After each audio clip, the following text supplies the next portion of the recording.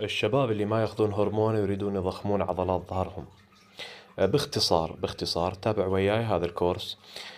تسحب هذا السحب الأعلى 10 8 8، يمرن عضلاتك الظهر العلوية. تمام.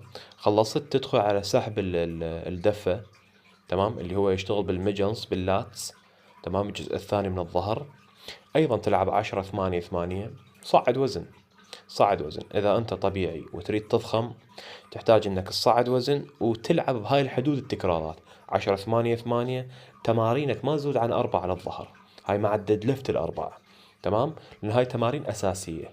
أما التمارين اللي تشوفوها بيها زوايا كذا هاي استعراضية، ويستخدموها جماعة الهرمون. تمام، لأن هو عنده طاقة أكثر، طاقة انفجارية، وعنده هرمون بدمه، هرمون ابتنائي أكثر.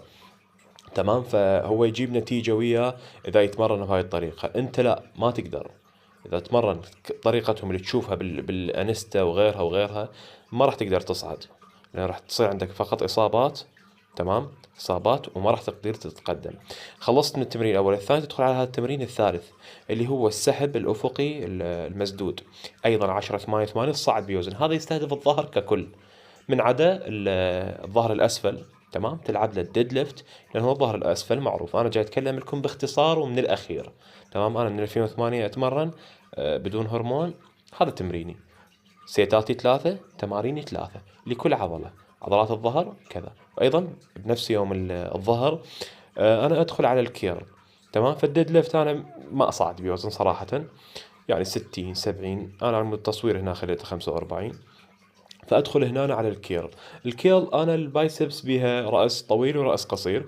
أول ما أمرن الرأس الطويل، تمام، مثل ما هو مبين بالفيديو.